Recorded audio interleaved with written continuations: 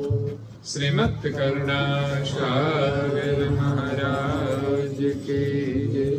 कैवलय धाम की जय। श्री रविचंद्रदास जी महाराज।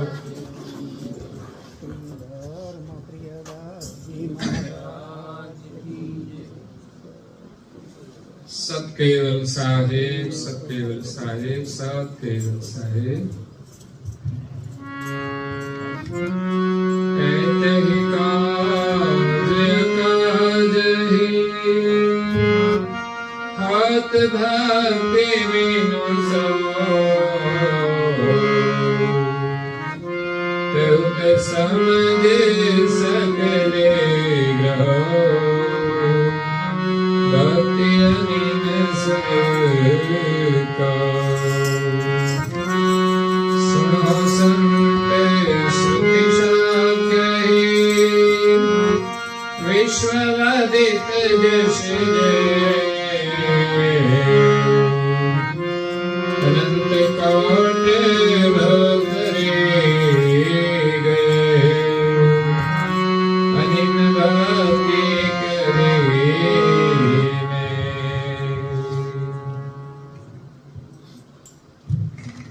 प्रेम भक्तजनों, ज्ञान संप्रदायના વ્યવસ્થાપક અનંત બ્રહ્માંડાધીશ વિશ્વ નિયંતા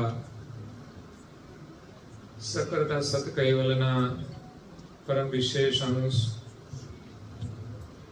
અનંત અંશોના તારણહાર પરમ મોક્ષના દાતા કૈવલ ધર્મ ધુરંધર महान समर्थ परम श्रेष्ठ परम विभूतिवान परम दयालु परम कृपा निधि सर्वज्ञ दिव्य परम गुरु श्रीमद करुणासागर महाराज जगतना जीवोनु परम कल्याण करवा माटे जगतना जीवोने जन्म मरणना ત્રાસમાંથી મુક્ત કરવા માટે અકળ વિભૂતિનો અતિ દિવ્ય દેહ ધારણ કરી વિશ્વની અંદર 14 લોક અને 7 દ્વીપમાં પ્રગટ થયા। વિશ્વભરના મનુષ્ય તનુધારી ચૈતન્ય જીવોને સંબોધીને યથાર્થ જ્ઞાનનો ઉપદેશ આપતા સ્વરચિત જ્ઞાન ભક્તિ वैराग निरूपण ग्रंथ ने विषय विशेष भक्ति नो महिमा समझावता कहे छे कि एते ही काज अकाज ही होत भक्ति बिनु सोई तेहु ते समझ सकल ग्रहो भक्ति अनीन सर्व कोई। एते ही काज अकाज ही होत भक्ति बिनु सोई। जो अपने जीवन में भक्ति न करिए तो એટલા અકાજ થાય છે। मतलब એટલું કાર્ય આપણું વ્યર્થ થઈ જાય છે।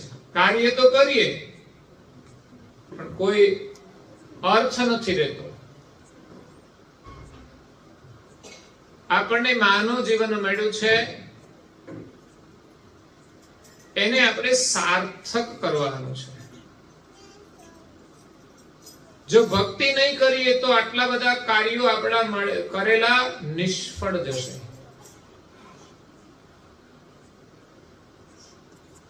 तो जीवन सार्थक क्यारे बने? જ્યારે આપણે ભક્તિ કરીશું ત્યારે।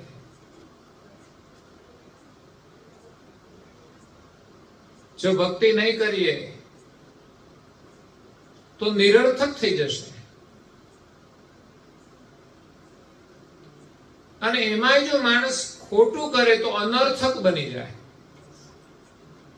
સાર્થક, નિરર્થક અને અનર્થક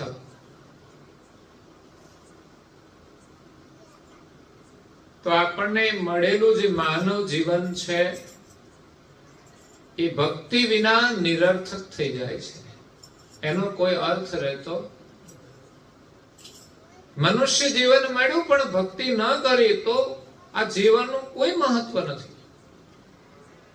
કદાચ ગાડી બંગલા બનાવીને ચાલ્યા જઈશું, એનું કોઈ જ મૂલ્ય નથી.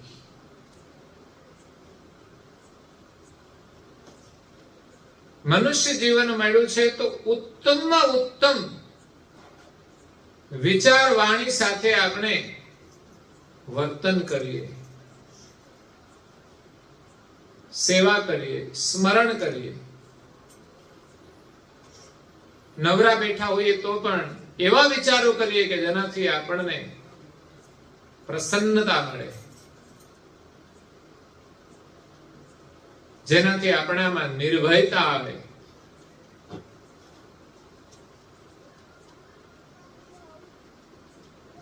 તો એ જ સાચું સુખ છે.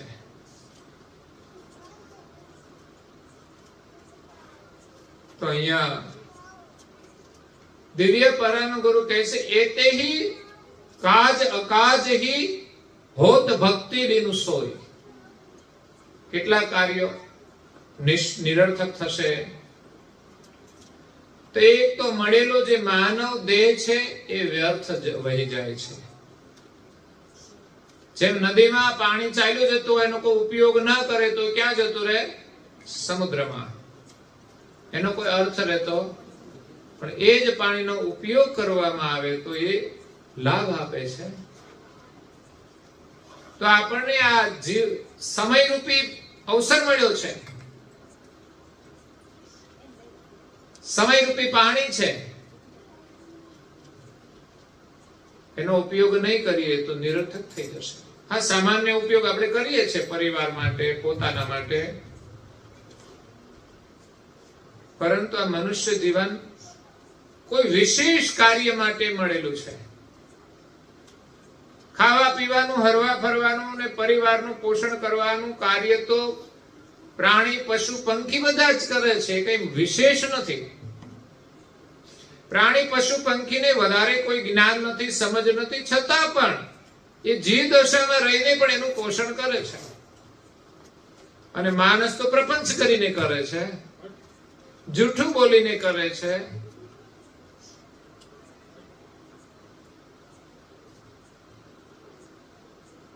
એટલે મનુષ્ય જીવન આપણને મુક્તિ માટે મળ્યું છે, મોક્ષ માટે મળ્યું છે. અને મોક્ષ કોને કહેવાય? આ જીવાત્મા જન્મ મરણના ચક્રમાંથી હંમેશને માટે મુક્ત થઈ જાય અને જે જગત કર્તાએ આ જગતનું સર્જન કર્યું છે એને પામી લે તો એને અખંડ મોક્ષ મળે છે. તો એને પામવા માટે આપણે ભક્તિ કરવી પડે. ભક્તિ કર્યા વિના માલિકની પ્રાપ્તિ થતી. મીરાબાઈએ ભક્તિ કરી, નરસિંહ મહેતાએ ભક્તિ કરી, સંત એકનાથે ભક્તિ કરી, સંત તુકારામે ભક્તિ કરી. અસંખ્ય ભક્તો થઈ ગયા જે ભક્તિ કરીને ભવપાર થયા છે. એટલે જીવનમાં ભક્તિનો મહિમા છે. ભક્તિ કર્યા વિના મુક્તિ મળતી નથી. અને શાનાથી મુક્તિ? તો જન્મ મરણના દુઃખમાંથી મુક્તિ. હેતબાઈ માતાએ આગલા જન્મમાં ભક્તિ કરેલી એમના પતિ સાથે જ. પતિ પત્ની બંને. આપણે એક ભક્તિ કરે ને એક આટા મારતું હોય, એકને રસ હોય ને એકને જોડે પ્રાર્થના કરવા બેસે ને. બહાર બેઠા બેઠા બીડીઓ ફૂકે, મસાલા ખાય, ગપ્પા મારે. સંધ્યાનો સમય થાય તો ઘરમાં જેટલી વ્યક્તિ હોય તમામે પ્રાર્થનામાં બેસવું જોઈએ.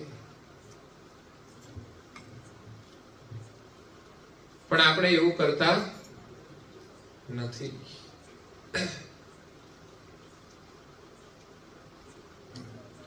ખરેખર દુઃખની વાત છે. આપણે એમ સમજીએ છીએ કે કોઈ પણ એક વ્યક્તિ ઘરમાં દીવો અને અગરબત્તી કરી દે એટલે પૂજા થઈ ગઈ. એને સ્તુતિ કે પ્રાર્થના કે મંત્ર કશું ના આવડતું હોય તો ઠીક છે, એટલું કરીએ છીએ, સારું છે, આપણે આસ્થા રાખીએ છીએ એ સારું છે. પરંતુ પરંપરા તો એમ કે છે કે ઘરમાં જેટલા પણ સભ્યો હોય દરેકે સંધ્યા સમયે પૂજા, પ્રાર્થના, સ્તુતિ, આરતી કરવી જોઈએ. સાથે હોય ને એક જણ આરતી કરે તો બીજા બધા આરતીમાં ઉભા હોય છે તો પણ આરતીના દર્શન થાય છે. આરતી દર્શનનું મહત્વ છે. હા, ઠીક છે, જરૂરી કામ હોય અને એમાં જોડાયેલા હોય, સંભવ હોય તો કામને બ્રેક કરીને 15 મિનિટ 20 મિનિટ આપણે આ લાભ લઈ લેવો જોઈએ.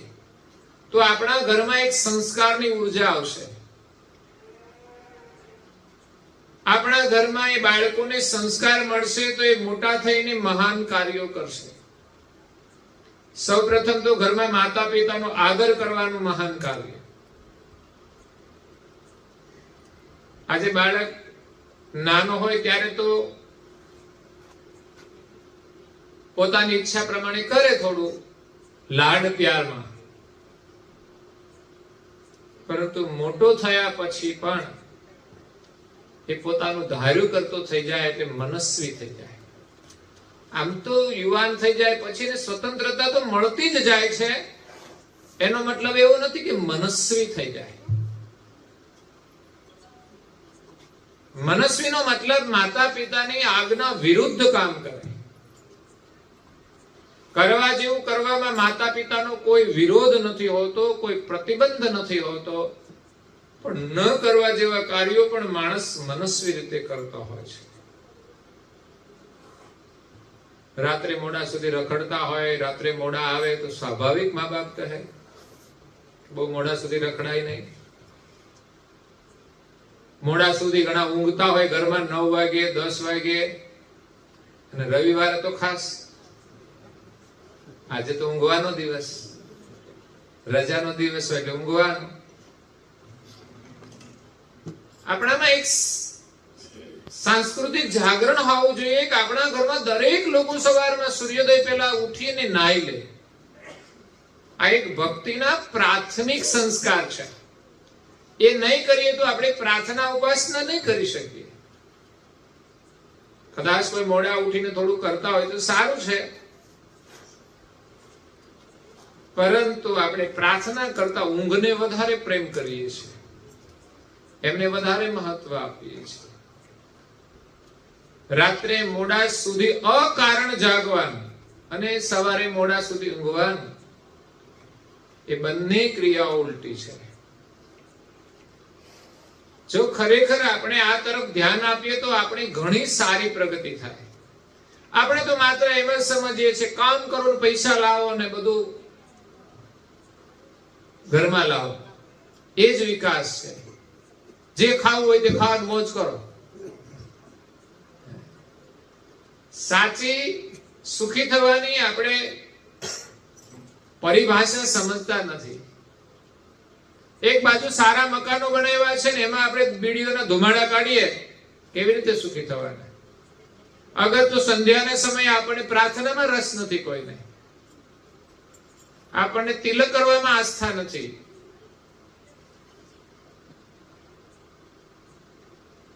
જે ખરેખર આપણી સંસ્કૃતિ છે, પરંપરા છે, આશીર્વાદ છે, જે દરેક બાળકમાં હોવું જોઈએ. હમણાં એક બેબી સરસ જય બોલાવતી હતી, તો એ બધાને કેમ ના આવડે? બાકી વડીલોને કહ્યું તો વડીલોને નહીં આવડતું હોય, કારણ કે આટલી ઉંમર સુધી કઈ કર્યું જ ના હોય. તો એટલે જીવનમાં દીક્ષા લેવી જરૂરી છે, શિક્ષા પ્રાપ્ત કરવી જરૂરી છે, અને ગૌરવ પણ હોવું જોઈએ. ભક્તિથી જ સાચું સુખ મળશે. તો ભક્તિનું ગૌરવ જેમ હવે ઓછું થવા માંડ્યું ગાયો ભેંસોનું, પણ હજુ ગામડામાં તો આપણે વિસ્તારમાં તો રાખે જ છે. તો રેગ્યુલર વેલા ઉઠી જાય છે કે નહીં, એમની સેવા બરાબર કરે છે કે નહીં, તો એ જ રીતે આપણને ભક્તિમાં ગૌરવ હોવું જોઈએ. ભલે એ કામકાજ કર્યા પછી તમને જ્યારે સમય મળે ત્યારે તમે કરો નિયમથી, એનો જીવનમાં બહુ જ લાભ થશે. નહીં તો આપણને મળેલું માનવ જીવન વ્યર્થ થઈ જશે. ભક્તિ આપણને મુક્તિ માટે મળી છે, એના બદલે બંધનમાં આપણે આવી જઈશું. માણસ એવી રીતે જીવે, ખાય પીને મજા કરીને તો જાય છે, પણ આ શરીર છૂટ્યા પછી અનેક જન્મોની અંદર બંધાઈ જાય છે. એને ખુદને પણ ખબર નથી હોતી. અને વર્તમાનમાં પણ માણસ ભૌતિક વિકાસ તો કરે છે, પણ પરિવારની અંદર જે વાતાવરણ હોવું જોઈએ, વર્તન હોવું જોઈએ, એ નથી હોતું. જે લાગણી હોવી જોઈએ નથી હોતી. સંબંધોની મર્યાદા હોવી જોઈએ એ પણ નથી હોતી. દરેક પોતપોતાના સ્વભાવ પ્રમાણે જીવે છે. ખરેખર તો દરેક વ્યક્તિએ સમજવું જોઈએ કે આપણે કેવી રીતે રહેવું જોઈએ. આપણે આપણું ધાર્યું કરીએ, સામેની વ્યક્તિ એનું ધાર્યું કરે તો શું થાય? ઘરમાં આનંદ આવે ને. માણસ એમ ઈચ્છતો હોય છે કે મારું ધાર્યું કરું તો મને મજા આવે, પણ આપણું ધાર્યું કરવામાં આપણે કહીએ બધા જ થોડા કરે, તો બીજા લોકો આનંદ કેવી રીતે લેશે? એને પણ એનું ધાર્યું કરવું છે. એટલે ઘરમાં સંબંધનું મહત્વ પણ સમજવું જોઈએ, અને આપણા વ્યવહારથી બીજાના મન ઉપર, એમના જીવનમાં કેવી અસર થાય છે એને દુઃખ ના થવું જોઈએ. હું તો જોઉં છું ઘણા લોકો ધુમાડા કાઢે, બાજુવાળાની ચિંતા જ નથી કરતા. બોલો, એ બસમાં બેન ચાલુ કરે, બોલો, ધુમાડા કાઢવાનું. કેમ? તો બધા બેઠા હોય ને બસમાં, કાં તો અહીં સમૂહમાં બેઠા હોય, ગમે ત્યાંથી તો કાઢે અને ફૂંકવા માંડે. એટલે તો જો તો ખરો આજુબાજુમાં લોકો નથી પીતા, એને કેટલી તકલીફ થાય છે. આમ એક બાજુ છે વાડામ છે પી આવે, કોઈને તકલીફ ના થવી જોઈએ. પણ ઘરમાં ગમે ત્યાં ધુમાડા કાઢવા મળે. એક ભાઈ મેં કહ્યું કે તમે એક નિયમ લો, તમે છે ને બીડી પીવો તો ઘરમાં નહીં પીવાનું. તો કે ના, એ પણ મારાથી થાય. આટલું પણ અઘરું છે. ઘરની પણ એક મર્યાદા હોય. જેમ મંદિરમાં અમુક કાર્ય ન થાય, એમ ઘરની અંદર પણ આ બધું ન કરો ને તો છૂટી જાય. તમને સમજાશે કે આ ઘરને આપણે શુદ્ધ રાખવું જોઈએ. આપણે એક કાર્ય કરી અને બીજા હેરાન થતા હોય છતાં આપણે વિચાર નથી કરતા, તો સમજવાનો આ પરિવારમાં આપણે જીવતા નથી આવડતું અને આપણે સુખી નહીં જ થઈ શકીએ. આપણે જાતે દુખી થઈએ છીએ અને બીજાને પણ દુખી કરીએ છીએ. આપણા આચરણથી બીજાને આનંદ થાય એ જ આપણને સુખ આપે. બીજા આપણો વ્યવહાર સ્વીકારે ને એવું વ્યવહાર કરવું જોઈએ. ઘરમાં બધા વિરોધ કરે તો પણ લોકો છોડવા તૈયાર નથી. સમજવું જોઈએ. માનવ જીવન મળ્યું છે મુક્તિ માટે. સંસારની અંદર અનેક પ્રકારના દુઃખ છે, બધા સુખી થવા માટે જ મહેનત કરે છે, પણ સુખની સાચી પરિભાષા સમજતા નથી.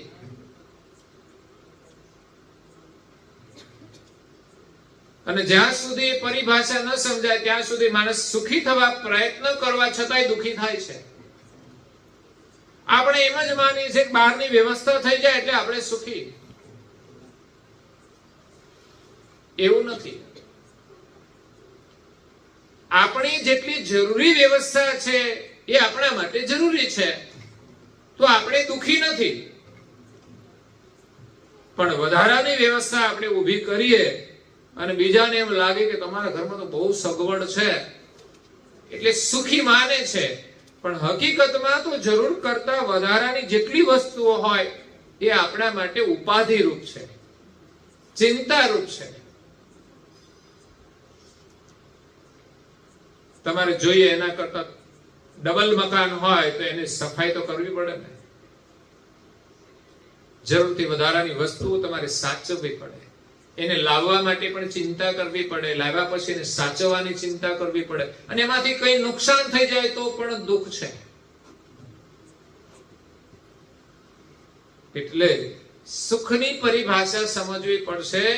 સવારે વહેલા ઉઠી નાઈ ધોઈને પ્રભુ સ્મરણ કરો, તમને આનંદ આવે, શાંતિ મળે, એ સુખની પરિભાષા છે. બીજું, ઘરમાં તમે કોઈની મદદરૂપ થાવ, સુખરૂપ બનો, આનંદરૂપ બનો, તો એ સુખની પરિભાષા છે. હા, એક બાજુ તમે મહેનત કરો છો ઘરમાં, બાળકો માટે કરો છો, પરિવાર માટે પણ કરો છો, છતાં કોઈક વ્યવહારથી એને દુઃખ પણ થાય છે, જે આપણો સ્વભાવ હોય છે. વ્યક્તિગત વ્યવહાર, સ્વતંત્ર, બીજાને દુઃખ થાય એવું આચરણ કરવું જોઈએ નહીં. એટલે સંસારની અંદરના જે દુઃખો છે, આધિ, વ્યાધિ અને ઉપાધિ, સૌમાં રહીને લેવી સમાધિ. સંસાર છે એટલે આધિ, વ્યાધિ અને ઉપાધિ, આ ત્રણ દુઃખ રહેવાના. એક ત્રણ દુઃખ પર્સનલ છે, વ્યક્તિગત હોય છે, અને ત્રણ બીજા દ્વારા થાય છે. 6 દુઃખ છે. આધિ એટલે ઇન્દ્રિયોની આસક્તિ, માણસના મનમાં જે ચાહનાઓ છે, જોવાની, ખાવા, પીવાની, બોલવાની, ઈચ્છા પ્રમાણે ન થાય તો દુઃખ છે. અને આ દુનિયામાં બધું ઈચ્છા પ્રમાણે મળતું નથી. માણસને જો સંતોષ થઈ જાય ને તો સુખ છે. તો એને જે મળશે ને એમ લાગશે કે મને જરૂર કરતા વધારે મળ્યું છે, નથી જોઈતું, બસ પૂર્ણ વિરામ. પણ જ્યાં સંતોષ નથી ત્યાં ઈચ્છાઓનો કોઈ વિરામ નથી.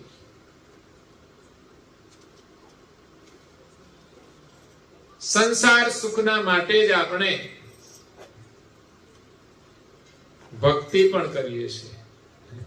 ભક્તિ મુક્તિ માટે નહીં, પણ બધું મળી જાય એટલા માટે.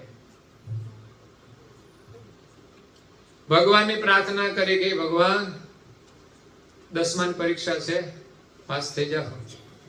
સારી વાત છે, તમે પ્રાર્થના કરો, પણ મહેનત તો કરવી જોઈએ. પ્રાર્થના એક સંસ્કાર છે. પ્રાર્થના એક આપણી શક્તિ છે, આત્મશક્તિ છે. એ આત્મબળ હોય, આપણને અભ્યાસની અંદર પણ ઉપયોગી થતું હોય છે, જેને આત્મવિશ્વાસ કહેવાય. આપણે જે કાર્ય કરીએ એમાં આપણે આત્મવિશ્વાસ હોય તો આપણે ચોક્કસ સફળ થઈએ. અને આત્મવિશ્વાસ ત્યારે થાય જે કાર્ય આપણે સફળ કરવું છે એ સફળ કરવા માટે આપણે પૂર્ણ પરિશ્રમ કરીએ, મહેનત કરીએ, અને સાથે ભગવાનમાં વિશ્વાસ રાખીએ. એ સિવાય તો કઈ કામ થતું નથી. 10માની પરીક્ષા પાસ થઈ જાય પછી પાછી 12માની આવે તો એમાંય પણ પ્રાર્થના તો કરવી પડે. પણ મુખ્ય આત્મવિશ્વાસ અને મહેનત છે. બસ તમારા મનની અંદર આમ ભય ના રહેવો જોઈએ. ઘણીવાર લોકો મહેનત કરતા હોય પણ મનમાં ભય રહેતો હોય એટલે માણસ નિષ્ફળ પણ જતો હોય છે. ભગવાનની પ્રાર્થના કે આત્મવિશ્વાસ એટલા માટે કે આપણામાં કોઈ ભય ના રહે. બસ વિશ્વાસ એટલે કે આપણે મહેનત કરીએ એટલે વિશ્વાસ હોય કે નહીં, ચોક્કસ હું સફળ થઈશ. પરીક્ષા આપ્યા પછી પણ આપણને મનમાં દુઃખ ન થાય, પ્રસન્નતા રહે કે ના ચોક્કસ સફળ થઈશ. અને રિઝલ્ટ આવ્યા પછી જે આવે એમાંય પણ એને એમ હોય ના જે આવ્યું છે તેમાંય પણ કોઈ દુઃખ નહીં. આ ઓછું લાગે તો મનમાં વધારે આત્મવિશ્વાસ થાય કે નહીં, આ વખતે થોડી વધારે મહેનત કરીશ. પણ ઘણીવાર માણસ ડિપ્રેશનમાં આવી જતો હોય, તણાવમાં આવી જતો હોય, તો એનાથી આગળનું જે કાર્ય છે સફળ નહીં કરી શકે. સામાજિક જીવનમાં પણ આવું થતું હોય છે, વ્યવસાયની અંદર પણ આવું થતું હોય છે. એટલે ભગવાન સાથે આસ્થા જોડવાની, પણ જે કાર્ય થાય એને સફળ માનવાનું કે ભગવાનની કૃપાથી આટલું સફળ થયું, વિશેષ કરવા માટે હું વિશેષ કાર્ય કરું, વિશેષ ધ્યાન રાખું. એટલે આધિ વ્યાધિ અને ઉપાધિમાં આધિ છે ને એ આપણને બહુ દુખી કરે છે. ઈચ્છાઓ, હરેક વ્યક્તિની જરૂરિયાત હોય છે, એ મર્યાદિત હોય છે, પણ ઈચ્છાઓનો કોઈ અંત નથી હોતો. પેલા લોકો કેટલી વ્યવસ્થામાં જીવતા હતા, જીવતા જ હતા. નહોતી લાઈટ, નહોતા ઘરમાં નળ, નહોતા ઘરમાં જાજરૂ, નહોતા ઉભા રસોડા, નહોતા ઉભા લેટ્રિન. ત્યારે ગાડી ચાલતી હતી. ઉભા લેટ્રિન તો કોઈને તકલીફ હોય તો જરૂર પડે, પણ હવે તો બધાને તકલીફ જ થઈ ગઈ છે.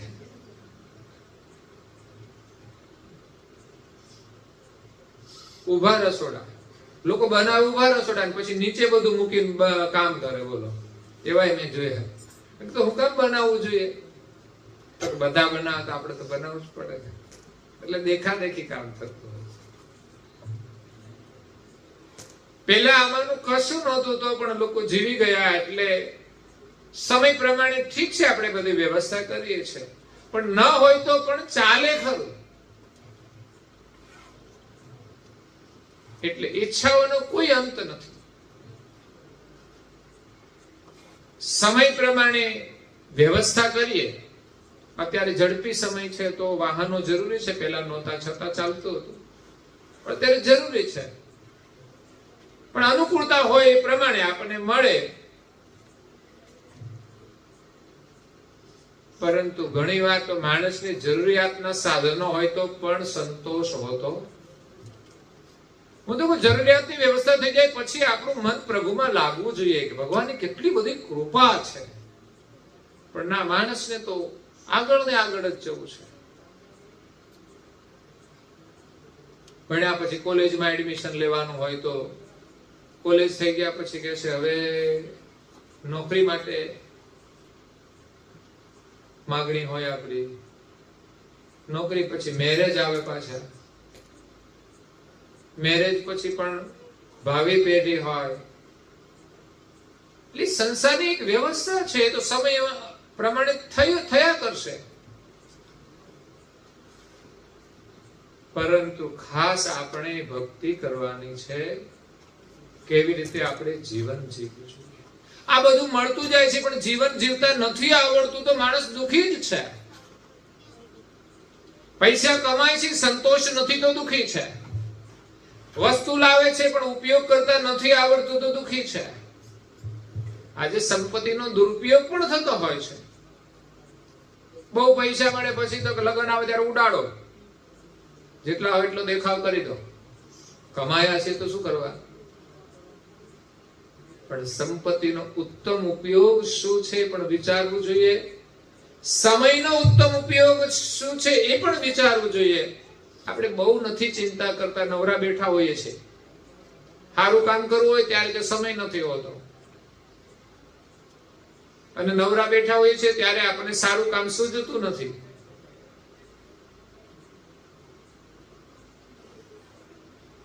ખરેખર તો જીવનમાં નવરા બેસવાનો સમય મળવો જોઈએ.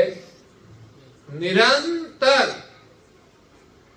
આપણે પ્રવૃત્તિ કરવી જોઈએ. હા, વિશ્રામ જોઈએ, કામ કર્યા પછી થોડો વિશ્રામ જોઈએ. પણ ઘણીવાર લોકો નવરા બેસી રહેતા હોય છે અને કંટાળો આવે, કાં તો પડોશમાં બેસવા જાય, કાં તો બજારે રખડવા જાય, કાં તો ટાઈમ પાસ કરવાના સાધનો લાવવા પડે.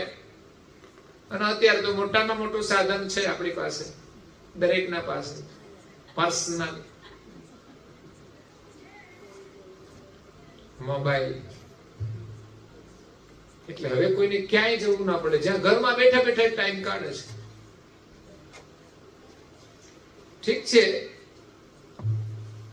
ટેકનોલોજીનો ઉપયોગ કરવાનો છે, પરંતુ આપણો સમય માત્ર પસાર નથી કરવાનો, આપણું જીવન સાર્થક કરવાનું છે. તો વિચારવું જોઈએ કે આપણે મળેલી સંપત્તિ મહેનત કરીને લાવ્યા છીએ અને ખોટા રસ્તે જો વપરાય તો કોઈ અર્થ નથી.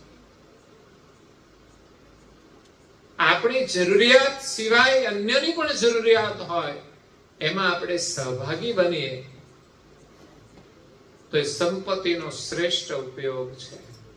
એવી જ રીતે સમય, સવારે તમે 6 થી 8 સુધી ઊંઘો તો ઊંઘવામાં ગયો, અને 6 વાગે ઉઠી ગયા પછી નાઈ ધોઈને અડધો કલાક તમે ભગવાન આગળ બેસીને પૂજા કરો, પ્રાર્થના કરો, ધ્યાન કરો, તો સમયનો ઉત્તમ ઉપયોગ છે. આપણને એક ઉત્તમ સંસ્કાર મળશે અને એક કુદરતી શક્તિ પ્રાપ્ત થશે. આ કોઈ સામાન્ય ક્રિયા નથી. ઋષિમુનિઓ ઘરનું કામ છોડીને આ સાધના કરતા હતા અને એમાંથી એમણે કુદરતી શક્તિ પ્રાપ્ત કરી છે. બુદ્ધનું નામ તો આપણે સાંભળ્યું છે, ગૌતમ બુદ્ધ. એક રાજાના રાજકુમાર હતા.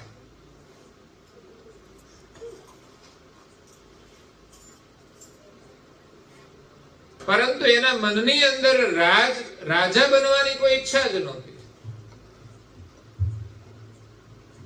અને આજે લોકો નથી તો આપણે બધું મેળવવું છે. પ્રપંચ કરીને પણ લોકો સત્તા મેળવે છે. તો એમણે રાજ વૈભવનો ત્યાગ કર્યો. એમણે જીવનમાં લગ્ન કર્યા. એમને ત્યાં એક દીકરો પણ હતો.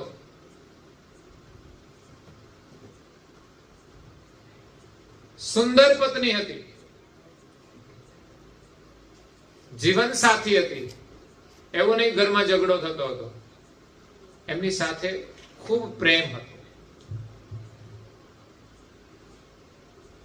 પ્યારો બાળક હતું.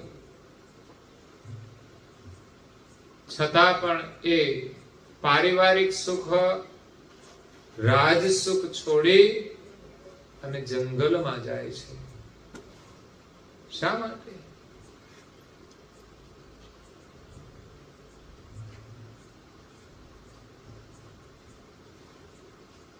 એનો ઉત્તમ વિચાર છે, જીવનનો ઉત્તમ ઉપયોગ. કે આ સંસારમાં એવું નહીં કે હું એકલો સુખી થઈ જાઉં એટલે સુખી. માણસના ઉત્તમ વિચાર અને ઉત્તમ જીવન છે કે બીજાનું દુઃખ પણ એના માટે દુઃખ હોય અને એને દૂર કરવા માટે પણ એક પ્રયાસ કરે છે.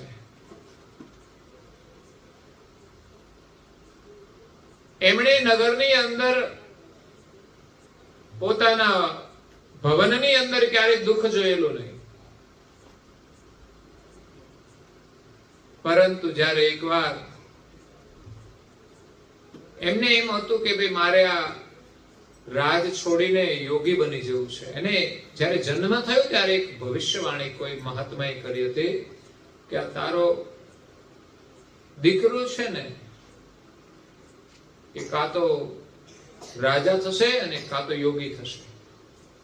તેના પિતાને તો બસ એ ચિંતા હતી કે મારો વારસ આ એક જ છે અને રાજગાદી સંભાળે. એટલે તાલીમ પણ એવા પ્રકારની જ આપેલી અને આપણે પણ એવી જ આપીએ છીએ. એવું નહીં કે ઘર છોડીને જતો રહે, સાધુ થઈ જાય તો આપણે ગમે નહીં. શું કે ગામનું ગૌરવ છે ધૂળેટા માટે.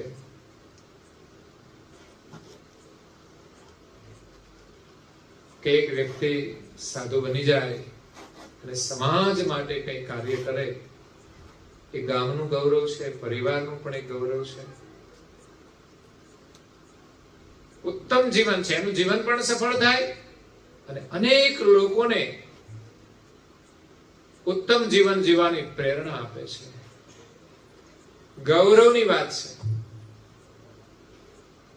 નિકટમાં કોઈ પ્રસંગ બને એટલે આપણને એ પ્રેરણા વધુ આપે. આપણે દૂરની કંઈક વાત કરીએ, આપણે ઓળખતા પણ ના હોય તો આપણને બહુ અસર ઓછી કરે. એટલે નિકટમાં જેનું જીવન શ્રેષ્ઠ હોય એની અસર આપણા પર વધારે થાય છે. એટલે એના પિતાએ તો એને એવી સુખની વ્યવસ્થા કરી કે એને ક્યાંય દુઃખ આવે તોય જ યોગી બને ને, પણ એવું નથી હોતું. જેના અંતરમાંથી વૈરાગ જાગે એ બહારના વૈભવને છોડીને પણ વૈરાગ ધારણ કરે છે. એની ખબર છે આ તો બધું નકલી સુખ છે, ચાઇનાનું સુખ છે. ચાઇનાની વસ્તુઓ બધી કેવી છે કે સારી બનાવે છે પણ વધારે નકલી બનાવે અને એનું માર્કેટ વધારે છે, કે દુનિયા સસ્તું વધારે શોધે છે. ભલે હલકું હોય, નકલી હોય, પણ સસ્તું જોઈએ છે. અત્યારે માણસો એવા થઈ ગયા.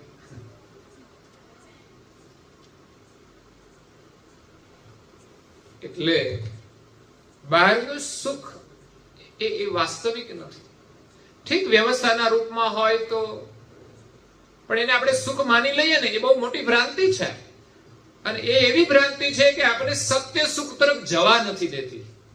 યાદ રાખજો, આપણને એ આરામ મળી જાય ને તો આપણે બીજી કોઈ સાધના ના કરીએ.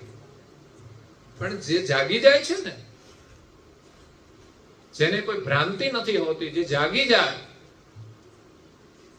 એ એશ આરામની અંદર સૂતા નથી હોતા. ઘરે સુખ સાહેબી હોવા છતાંય વિશ્રામ નથી લેતા, નિરંતર એ કોઈના માટે કામ કરતા હોય છે. કારણ કે પોતાના માટે હવે જરૂર નથી એટલી ઘરમાં વ્યવસ્થા હોય છે, તો અન્યના માટે જીવન જીવે છે ને એ જ ઉત્તમ જીવન છે. સ્વાર્થ માટે તો પ્રાણી, પશુ, પંખી જીવે છે, કઈ મોટી વસ્તુ નથી. હા, એમાંય આપણે ઉત્તમ રીતે જીવવું જોઈએ. નહીં તો સ્વાર્થ જીવનની અંદર કાવા દાવા બહુ હોય છે. સ્વાર્થ એટલે માત્ર પોતાનું જ વિચારવાનું. પરિવારમાં લોકોનો વ્યક્તિગત સ્વાર્થ પણ હોય છે. હું કહું એમ થાય, મારે જે જોઈએ તે જોઈએ, બીજા બધા હું કહું એમ કરે, એક વ્યક્તિગત સ્વાર્થ છે. આપણે તો પરિવારની અંદર પણ બધાના માટે જીવી જઈએ, જે પરિસ્થિતિ આવે એનો સામનો કરીએ. અને બાળકોને પણ એવા સંસ્કાર આપીએ કે જે પરિસ્થિતિ હોય એને સમજે અને સ્વીકારી અને આગળ વધવા પ્રયત્ન કરે. સ્વીકારવાનો મતલબ એવો નથી કે જેમ છે તેમ જ રહીએ. હા, જીવનમાં આગળ વધવાનો હંમેશા વિચાર રાખીએ, પ્રગતિ કરીએ, પણ પ્રગતિ એવી હોવી જોઈએ કે સ્વાર્થમાંથી પરમાર્થ તરફ ચાલવી જોઈએ. એમ લાગે કે ભગવાનની બહુ કૃપા છે ને ઘણું સારું થઈ ગયું છે, હવે આપણે કોઈના માટે જીવીએ, એ મોકો હોય છે આપણા માટે.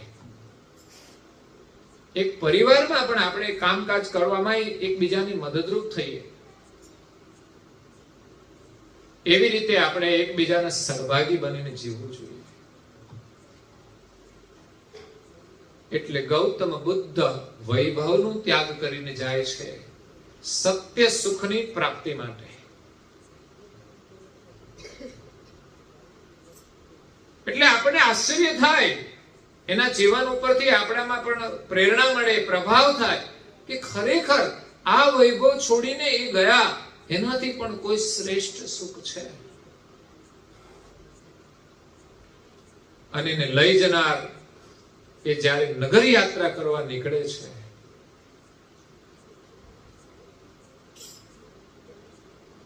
એમનો એક સારથી હોય છે એમની સાથે. ત્યારે એમણે નગરમાં એક બીમાર વ્યક્તિને જોઈ છે. બીમારને જોઈને એને દુઃખ થયું કે આને શું થયું છે? બીમાર છે. બીમારીનું પણ એક દુઃખ છે ભાઈ.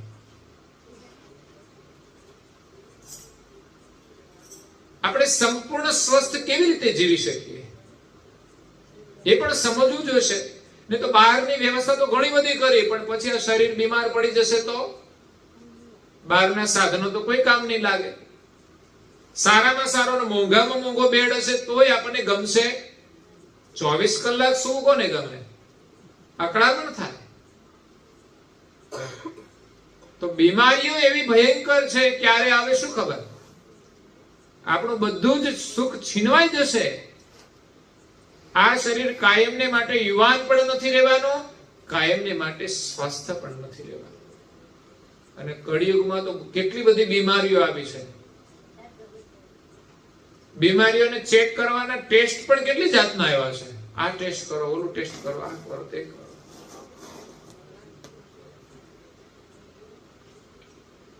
બહુ પ્રકારના રોગ થઈ ગયા છે અને ઝડપી પાછા આવે છે. અને ઝડપી માણસને લઈને જતા રહે છે. એટલે બીમારીનું પણ એક દુઃખ છે. જેમ ઇન્દ્રિયોની ઈચ્છાઓ છે એ દુઃખ છે, બીજા પ્રકારનું શરીર સંબંધી બીમારીનું દુઃખ છે. એ વ્યાધિ કહેવાય. આધિ અને વ્યાધિ.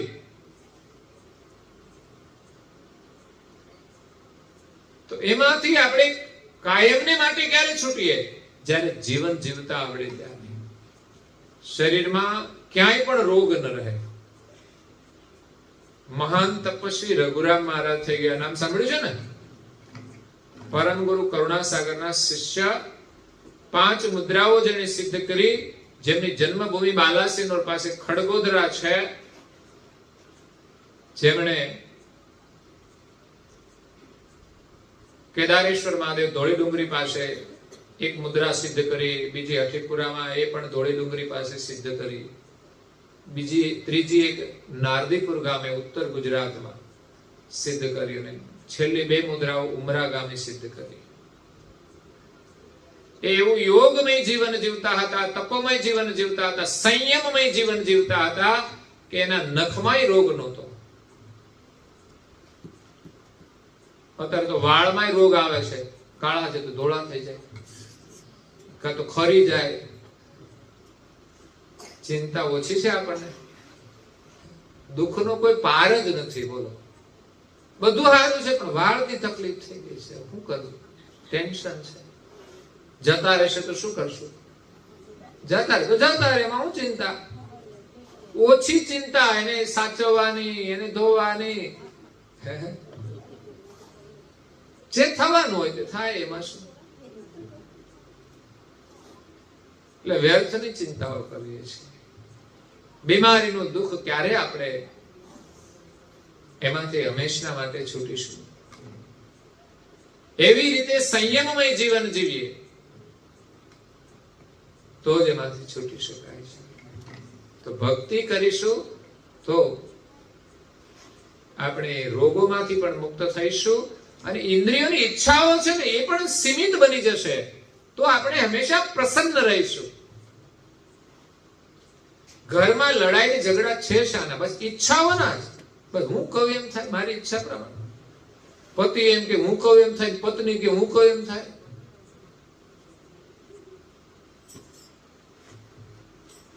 પણ કોઈનું ધાર્યું થતું જ નથી. પછી બે એમ કે અમે કહીએ એમ છોકરા કરે, પણ એ ના કરે. પછી ભગવાન કહે એમ બધાએ કરવાનું છે. પરિભાષા જો પરિવારમાં હોય ને તો બધા સુખી થાય. કોઈનું કોઈએ કશું કરવાની. ભગવાન કહે તેમ કરવાનું, શાસ્ત્રો કહે તેમ કરવાનું, ઋષિમુનિઓ કહે એમ કરવાનું.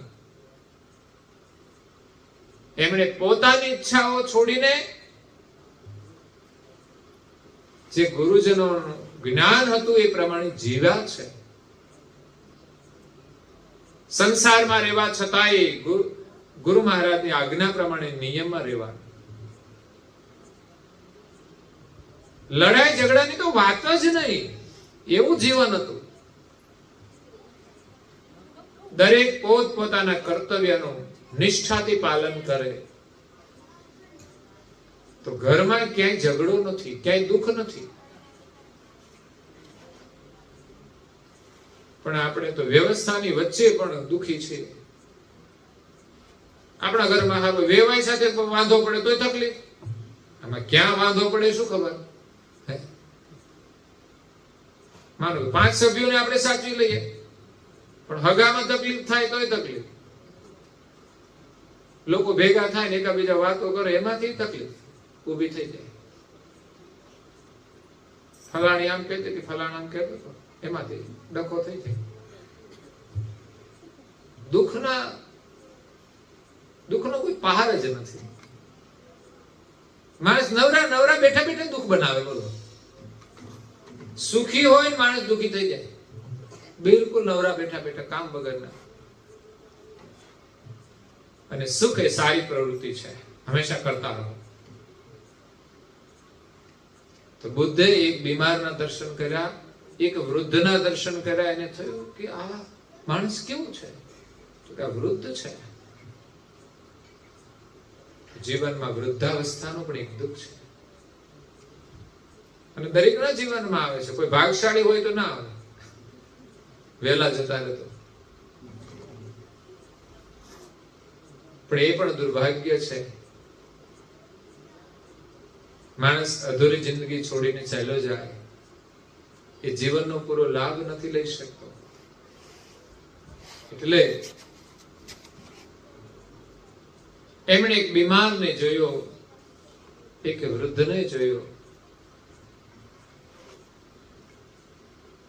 એક સ્મશાન યાત્રામાં શબને લઈ જાય છે, એમણે જોયું. બધા રડતા હોય, ઉદાસ હોય. ત્યારે એને ખબર પડી કે આ શું થયું હતું, કે એક માણસ મરી ગયો. આ પણ એક દુઃખ છે.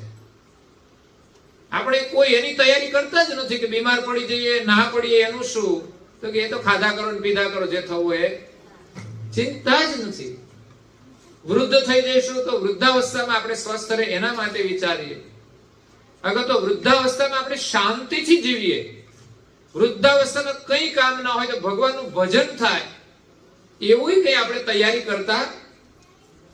પછી જ્યાં ત્યાં બેસી રહેવાનું, ગપ્પા મારવાના. કોઈ ન બોલાવે તો પાછો ઓલું રાખવાનું મનમાં શોખ કે મને કોઈ ઘરમાં બોલાવતું નથી, ના બોલાવે તો કઈ નહીં. હવે શું જરૂર છે? ભગવાનનું નામ લે, પણ નથી થતું.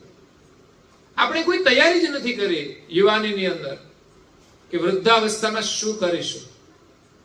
એકલા બેઠા બેઠા એ તો ઘણા લોકો માકો મારતા હોય, શું કરે? મચ્છર કરે તો મચ્છર મારે. હવે તો ઇલેક્ટ્રિક સાધનો આવી ગયા મચ્છર મારવાના, ટેકનોલોજી. પછી આપણો પણ વારો જ છે એમાં, કે આપણે મચ્છર માર્યા હોય તો પછી શું થાય? આપણે મચ્છરમાં જવાનું અને આપણો એ જ વારો. કામ જે કર્યા છે. અને એક માણસ એમણે જોયો, ચોથો, એ હતો પરમ યોગી. એક અવધૂતના એને દર્શન કર્યા. એમણે જોયું કે આ સંસારમાં તો બધા જ આમ દુઃખી દેખાય છે. સંસારમાં ભોગ વૈભવ હોય એની અંદર એટલી પ્રસન્નતા નથી, સાચી પ્રસન્નતા નથી. ઘડીક વાર માટેની, એર હોસ્ટેસ જેવી એની પ્રસન્નતા તમે જુઓ તો એમ લાગે ઓહ આ તો કેટલી બધી ખુશ છે.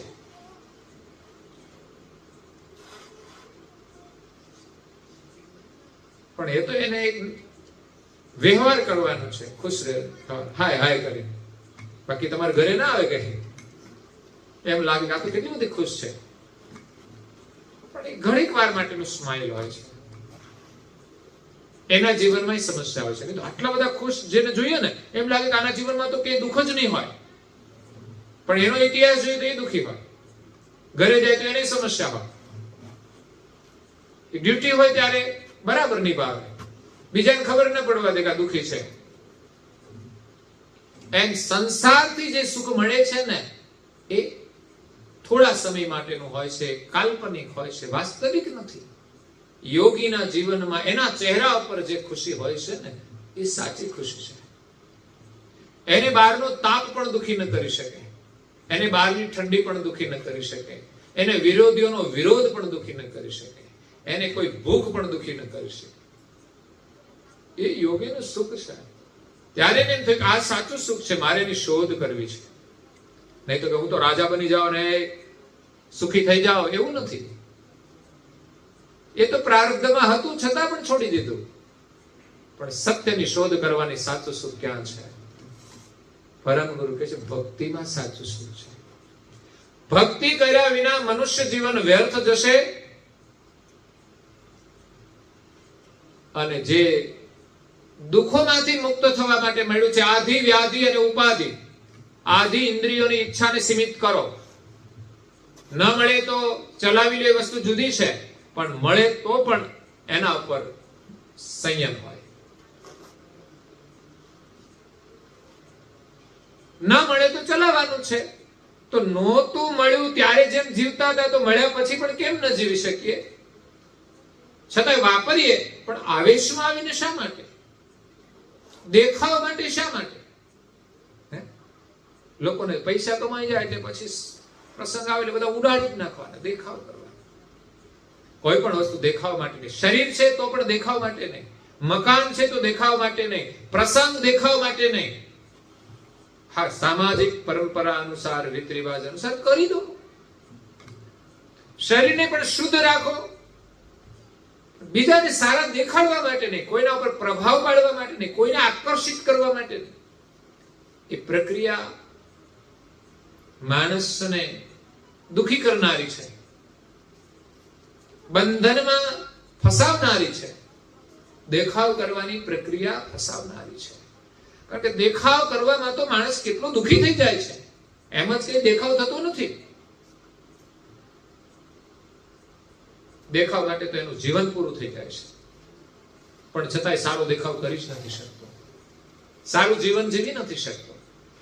સારો દેખાવ તો જીવન જીવીને કરવાનો છે. કોઈ વસ્તુથી સારા દેખાવાથી આપણે સુખી પણ નહીં થઈએ અને સારા પણ નહીં દેખાઈએ. આપણે તો એમ જ માને સારો ફોટો એક આવી જાય સરસ મજાનો, બધાને બતાવીએ, શેર કરીએ અને ખુશ. ઓહો, આપણે કેટલા બધા સુંદર દેખાઈએ છીએ. પણ ઘરમાં કોઈની સાથે ગુસ્સો કરીએ ને ત્યારે એક ફોટો પાડીને શેર કરવો. આપણે કેટલા સુંદર છીએ એની ખબર પડે, કેટલા દુખી છીએ એની ખબર પડે. ઘણી વાર લોકો છે ફોટા પાડે ને ત્યારે 10 ફોટા પડે ત્યારે એક જ ફોટો સારો આવે. બોલો, લોકોને કેવું પડે સ્માઈલ સ્માઈલ સ્માઈલ, ત્યારે તો માંડ માંડ એક ફોટો સારો આવે,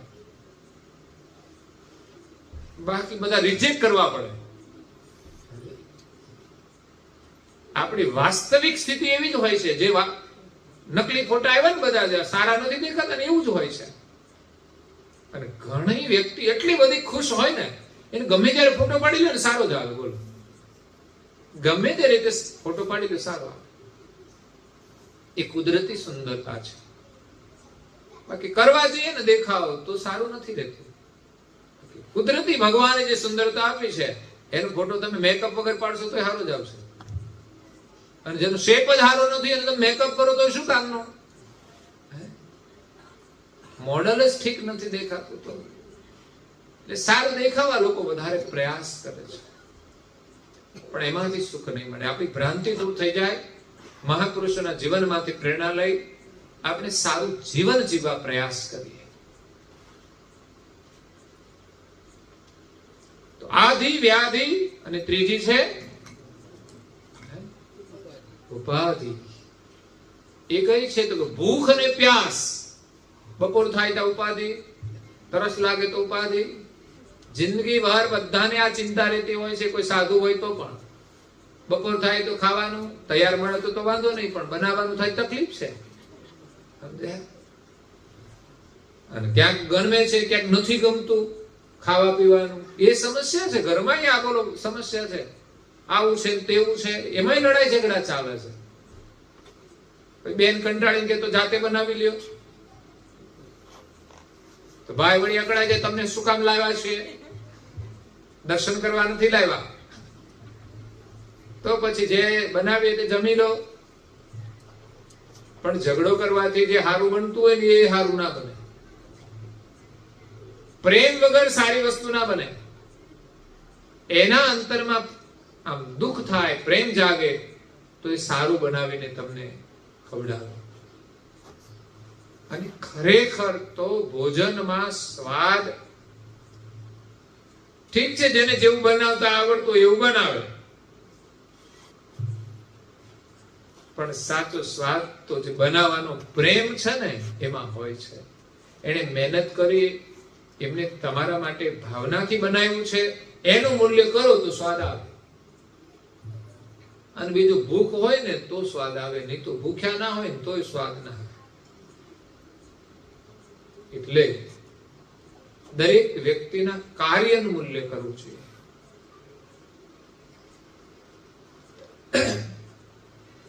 તો અહીંયા આદિ, વ્યાધિ ને ઉપાધિ છે. ત્રણ આપણા વ્યક્તિગત જીવનમાં છે. આપણે ભૂખ્યા થઈએ એટલે આપણે દુઃખ થાય, આપણે બીમાર પડીએ તો આપણને દુઃખ થાય, આપણી ઈચ્છાઓ આપણને દુઃખી કરે છે. ઠીક છે આપણે બીમાર પડીએ, સગા સંબંધી ચિંતા કરે, પણ દર્દ કોને હોય? બીમારીનું દર્દ તો દર્દીને જ હોય છે.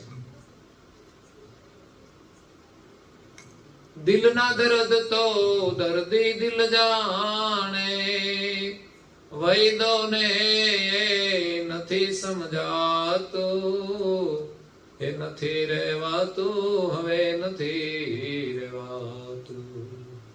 આ કોને કહું દિલડાની વાતું, એ નથી રહેવાતું, હવે નથી રહેવાતું. ભગવાનની ભક્તિ વિના રહેવાતું નથી. એના દિલની જે વેદના છે એ તો એને ખબર હોય. જે ભક્તિ કરે ને એ ભગવાનના વિયોગમાં જીવી નથી શકતા. ભક્તિ એમ જ નહીં થાય કોઈના કહેવાથી. આપણા અંતરમાં ચાહના થશે, દુઃખ થશે એના વિયોગનો, ત્યારે આપણે ભક્તિ કરીશું. પણ સંસારમાં આપણે આનંદ આવે છે ને ત્યાં સુધી ભક્તિ નહીં થાય, અને સંસારની ચાહના છે ત્યાં સુધી ભક્તિ નહીં થાય. આ જોઈએ ને પેલું જોઈએ, છેલ્લા દાડે કોઈ કામ લાગતું નથી, અને એમાંથી કશું સાથે લઈ જતું નથી, અને વર્તમાન જીવનમાં એ બધું ઉપયોગી નથી હોતું. આ જોઈએ ને પેલું જોઈએ, એ જ આપણું મરણ બગાડે છે. ચાહના પ્રભુની થશે ત્યારે ભક્તિ થશે, ને ભગવાન મળશે ત્યારે સાચું સુખ મળશે, ત્યારે જ આપણા દુઃખોનો અંત આવશે. આ સમજણ આવશે ત્યારે ભક્તિ થશે. અને એના માટે શોધ પણ કરવી પડશે. એટલે આ દુનિયામાં જ્યાં સુધી જે માલિકે બનાવ્યું છે એની ભક્તિ ન કરીએ ત્યાં સુધી દુઃખોનો અંત નથી. અને એ જ ઓળખાણ કરુણાસાગર બાપજીએ આપી છે. અને એનું શરણું મળ્યું, એના દર્શન થવા એ પણ એક દુર્લભ છે. પછી પુણ્ય જાગે તો વળી એનું શરણું સ્વીકારે, એમની દીક્ષા ગ્રહણ કરે, અને એથી પણ વિશેષ આપણું ભાગ્ય હોય તો એની ભક્તિ કરીએ. તો મનુષ્ય જીવન મળ્યું છે, ભક્તિ વિના માણસનું અકાજ થશે, અકલ્યાણ થશે. આદિ, વ્યાધિ ને ઉપાધિ એક આપણી ઈચ્છા પ્રમાણે ન મળે તો દુઃખ. અને એક બ્રહ્માંડના જે દેવતાઓ છે એ કોપાયમાન થાય ત્યારે પણ દુઃખ થાય છે. ઈચ્છા ન હોવા છતાંય દુઃખ થાય છે. અતિવૃષ્ટિ થાય, અનાવૃષ્ટિ થાય, ભૂકંપ થાય, રોગશાળો આવે, કોરોના આવ્યો તો બધા દુઃખી ન થઈ ગયા. ઘરમાં જેને પોઝિટિવ આવે એનાથી ભાગે દૂર, અમને ના અડતા. એ સ્થિતિ છે. અત્યંત વરસાદ વરસે તો પણ આપણે દુઃખી થઈ ગયા. આ છે દેવી તત્વનો પ્રકોપ. એક આપણા શરીરમાં હોય છે, ઇન્દ્રિયોમાં બિરાજમાન દેવો છે, એની ચાહના વધી જાય, વ્યાકુળ થઈ જાય, ઈચ્છા પ્રમાણે ન મળે ત્યારે પણ એ તપી જાય છે, તો આપણને દુઃખ આપે છે. અને પેલા બહારના દેવતાઓ બ્રહ્માંડના છે, એ પણ માણસનું જે અવ્યવસ્થિત જીવન છે એને લઈને જ અકળાય છે. એવું નહીં કે કારણ વગર ના અકળાય છે. એનું બેલેન્સ બગાડનાર તો મનુષ્ય છે. પરિવારમાં પણ મનુષ્ય જો એનું બેલેન્સ ગુમાવે તો પરિવારમાં પણ મુશ્કેલીઓ આવે છે ને. એ કે કોઈ થોડું દુઃખ આપે છે, પણ માને કે ભાઈ અમાને આ નડે છે, પેલું નડે છે, પછી જ્યોતિષ પાસે જાય, પછી બધા ભટક્યા કરે. પણ હકીકત તો એ હોય છે કે માણસને જીવતા નથી આવડતું એટલે દુઃખી છે. એટલે અત્યંત વરસાદ થવો, અત્યંત તાપ પડવો, અત્યંત ઠંડી પડવી, કોઈ માણસોની પાસે તો વ્યવસ્થા છે તો એનો સામનો કરી શકે છે. બાકી અનેક જીવ સૃષ્ટિ દુઃખી થાય છે ને વિનાશ થઈ જાય છે. પ્રાણી પશુ પંખી પણ દુઃખી થઈ જાય છે અત્યંત તાપથી, અત્યંત વરસાદથી, અત્યંત ઠંડીથી. અને કઈ મનુષ્ય જીવન પણ એવું છે, એ પણ એના કારણે દુઃખી પણ થાય છે. આપણે જો અહીંયા જોઈએ બધી વ્યવસ્થા, તો કોઈ ઝૂંપડામાં ન હોય તો દુઃખી તો થાય જ ને. પણ આપણે એવું માને કે તો એ કાયમ હોય ને ટેવાઈ જાય તો બધું, તો આપણે ટેવાઈ જવું જોઈએ ને જે વ્યવસ્થા હોય એમાં. આપણા અંતરમાં ચાહનાનું દુઃખ હોય છે, એમના અંતરમાં પણ હોય કે મને આ મળે, સારું મકાન. કોઈને ઝૂંપડામાં રહેવાની ઈચ્છા ના હોય. અને વરસાદના ટાઈમે વરસાદ આવી જાય ઝૂંપડા સુધી, તો દુઃખ ના થાય? થાય જ બધાને. ઠંડી પણ બધાને લાગે જ છે. એ કઈ પથ્થરના થોડા છે. પરંતુ પરિસ્થિતિ પ્રમાણે માણસનામાં એક મનોબળ આવી જાય ને એટલે સહન કરી શકે છે. ભગવાનના દરેકના જીવનમાં દુઃખ હોય છે ને, એમ એને મનોબળ સાથે એને સહન કરવાની શક્તિ પણ આપે છે. જો આપણે કશું કામ ના હોય ને તો ગોદડું ઓઢીને સૂતા રહીએ, બેસી રહીએ, ઠંડી લાગે છે. પણ કામ છે, ફરજિયાત જવું જ પડશે, ત્યારે બધું છોડીને વહેલા ઉઠીને પણ ભાગવા જ માંડીએ. ગોદડામાં 9 વાગ્યા સુધી ઊંઘો ને તો તમને એમ લાગે કે હજુ બહાર ઠંડી છે, અને સવારમાં 5 વાગે ઉઠીને નાઈ લો, પછી ફરતા હોય તમને ખબર જ ના પડે ઠંડી છે. વાતાવરણ તો એનું એ જ છે, પણ નિંદ્રાની અંદર વધારે ઠંડી છે, અજ્ઞાનતાની અંદર વધારે દુઃખ છે. બાકી એકવાર જાગી ગયા તો સ્ફૂર્તિ આવી જશે, અને ઠંડી હોય કે દુઃખ હોય એને સામનો કરવાની શક્તિ આવે છે, એ જાગૃતમાં છે. એટલે મોટા ભાગના દુઃખો તો એવા હોય છે કે દુઃખ નથી છતાં પણ દુઃખ માનીને દુઃખી છે. વધારે માન્યતામાં વધારે દુઃખ છે. એટલે બહારના પ્રકોપથી દુઃખ છે. બીજું આપણે બીજા હેરાન કરે ને આપણે દુઃખી થઈએ. કોઈ મારે, પીટે, વીછી કરડે, સાફ કરડે, કોઈ રાજા પરેશાન કરે, કોઈ જંગલની અંદર પ્રાણી પશુ પક્ષી આપણને ફાડી ખાય, તો આ પણ એક પ્રકારના દુઃખ છે. બહારનો એ વ્યાધિ છે, બહારનો. અને એક ઉપાધિ આદિ વ્યાધિને એ કઈ છે તો કે કુટુંબ પરિવારની. કુટુંબ પરિવારનું દુઃખ સદાય રહેતું હોય છે. એ ઉપાધિ વાળું છે. નહોતા લગ્ન થતા તો ઉપાધિ થયા તોય ભગવાન તો એની ઈચ્છા હોય તો ઉપાધિમાં પડીમાં, પણ ના કે નથી થતા તો દુઃખ છે. અને પછી થયા પછી પણ ઉપાધિ વધતી જ જાય. 2 નું થાય, પછી 3 નું થાય. એ 2-3 નું પૂરું કરવાની ચિંતા ઓછી, એના કરતા તો 3 નું સેટિંગ ના થાય ને એ તકલીફ વાળું છે. સંસારમાં બધા જગ્યાએ હરખું સેટિંગ નથી હોતું. ઘરમાં 1-2 વ્યક્તિ એવી હોય ને સહન કરવા વાળી, સમજદાર, એ બધાનું બેલેન્સ કરી રાખે છે.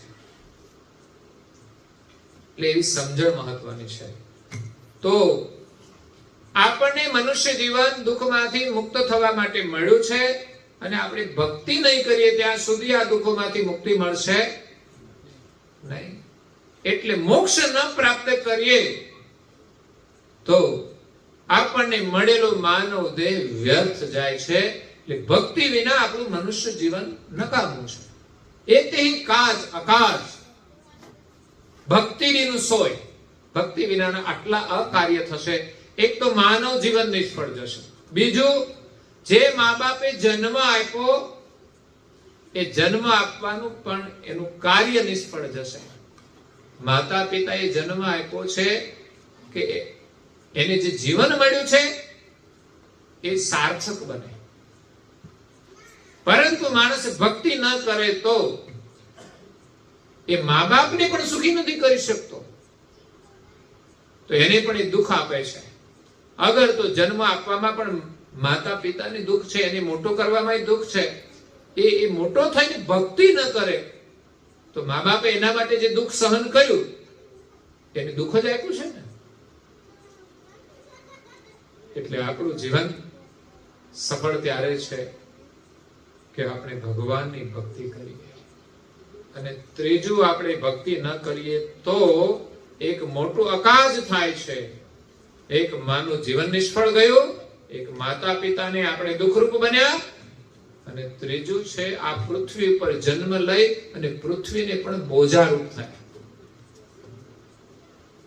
આપણે ક્યાંક પ્રવાસમાં જવું હોય અને સાથે કામ વગરનો માણસ આવી જાય, એમ થાય કે આ ક્યાં જોડે જોડે ફેરવવાનો, કામ વગરનો. કામ વગરની કોઈ પણ વસ્તુ જોડે ફેરવવાની થાય તો આપણે બોજો લાગે. આ પૃથ્વી પર જે માણસો ભક્તિ નથી કરતા એને પૃથ્વીને પણ બોજો લાગે છે. એટલે ધ્રુજારી આવે છે ને ભૂકંપ આવે છે. આ પૃથ્વી પર નકામા માણસો વધી જાય ને, થોડાક હોય તો સહન કરી લે, પણ પછી કેટલા. એટલે અહીંયા ગુરુ મહારાજ કહે છે કે આટલું અકાજ થાય છે ને એથી વિશેષ એક અકાજ એના જીવનને ધિક્કાર છે કે આ દેહ એમણે ધારણ કર્યો છે, અને દેહ ધારણ કરીને એમણે આખા વિશ્વને આનંદ આપનાર પરમાત્મા છે એના આનંદની સરાહના ન કરી. જીવનનો સાચો આનંદ તો ભક્તિનો છે.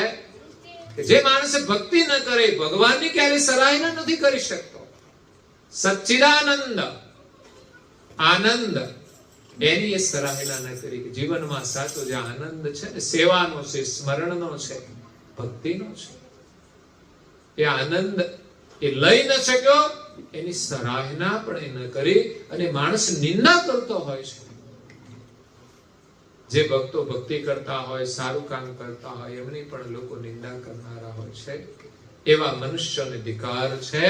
એ ભક્તિ વિના આટલા અકાજ આપણા જીવનમાં થાય છે. માટે ગુરુ મહારાજ કહે છે કે જીવન મળ્યું છે તો તમે ભક્તિ કરજો. એનો અભ્યાસ કરવાનો છે, શું કરવા જેવું છે, કેટલો સમય છે, કેવી રીતે કરવું જોઈએ. એટલા માટે ગુરુદેવ કહે છે કે તમે બધા સમજણ ગ્રહણ કરો, અનીન ભક્તિને ગ્રહણ કરો. આ કરવા જેવી છે અનીન ભક્તિ, દાસાતનપણા વાળી ભક્તિ, એક નિષ્ઠા વાળી ભક્તિ, દ્રઢ ભક્તિ. બસ સારું કામ નાનકડું પણ એક નક્કી કર્યું કે અમારે કરવું છે તો કરવું જોઈએ. અને એ ભક્તિનું જરા પણ અભિમાન ન હોય એવી ભક્તિ. થોડું કરીએ ને આપણે સારા દેખાવા વધારે પ્રયત્ન કરીએ અને અભિમાની થઈને ફરીએ કે હું કંઈક સારો છું, એવી ભક્તિ ના જોઈએ. ભક્તિ જેમ જેમ કરીએ એમ આપણામાં અહંકાર દૂર થઈ જાય અને આપણામાં નિર્મળતા આવે. તો એવી ભક્તિ કરવા માટે પરમ ગુરુ આપણને જ્ઞાન બોધ આપે છે, અને ગુરુના શરણે જવાથી એ ભક્તિ આપણને મળે છે. એટલે આ ગ્રંથ છે જ્ઞાન, ભક્તિ અને વૈરાગ. એટલે ગુરુ મહારાજ જ્ઞાન આપે છે, જ્ઞાનથી ત્યાગ કરી અને ત્રીજા નંબરે આપણે છેવટે ભક્તિ કરવાની છે. એટલે ભક્તિ કરવા માટે જ્ઞાન પણ જોઈએ અને જીવનમાં ત્યાગ પણ જોઈએ. જે છોડવા જેવું છે છોડીશું નહીં ત્યાં સુધી કરવા જેવું થશે નહીં. નવરા બેસી રહેવાનું પણ છોડવું તો પડશે જ. કંઈક કરવું છે તો કંઈક છોડવું પડશે. નોકરી કરવી છે તો ઘર છોડીને તો જવું પડશે. એવી જ રીતે ભક્તિ કરવા માટે બીજા બિનજરૂરી વધારાના અન્ય કાર્યો છોડીને પણ આપણે ભક્તિ કરવી પડશે. નહીં તો આપણું જીવન નિષ્ફળ જશે. આગળ કરુણાસાગર બાપજી જેમણે જેમણે ભક્તિ કરી છે ને એમને યાદ કરે છે. તો આપણે એને કાલે સ્મરણ કરીશું, એને શ્રવણ કરીશું અને એના જીવનમાંથી પ્રેરણા લઈશું. અત્યારે સમય થાય છે તો અહીંયા કથાને આપણે વિરામ આપીએ છીએ. અસ્તુ સત્કીર્તન સાહેબ. જે બોલાવવાની છે બીજા સભ્ય તમે બોલાવો. ચાલો પુસ્તિકામાં જોઈ અને નિયમ આપીને જઈશ કે આજથી રોજ એકવાર સવારે ને એકવાર સાંજે બોલવાની. ફરી આવું ત્યારે મને તમે કહેજો કે ના આવડી ગયું. હાથ જોડજો બધા. कैवल कथा की जय श्री कृष्ण स्वामी महाराज की जय परम गुरु श्रीमद करुणा सागर महाराज की जय परम पूज्य नारायण दास जी महाराज की जय श्री सब गुरुचार्य महाराज की जय श्री सब संतन की जय श्री सब देवन की जय श्री ज्ञान संप्रदाय की जय श्री गुरुवादी सरसापुरी की जय श्री कैवल धाम की जय कथा धर्म प्रिय दास जी महाराज की कथा सत्संग પૂર્ણાવતી કા સત કેવલ સાહે 3 વાર માથું ઝુકાવી ખોળામાં પગે લાગવાનું છે સત કેવલ સાહે 3 વાર પગે લાગવાનું સત કેવલ કેવલ હંસો સત કેવલ સાહે બોલો જો આજુબાજુ બેઠા છે એમને પણ પ્રેમથી કહેજો સત કેવલ સાહે બાજુવાળાને કહેજો બાજુમાં બેઠા છે એમને કહેજો એમના સામે જોઈને સત કેવલ સાહે સત કેવલ સાહે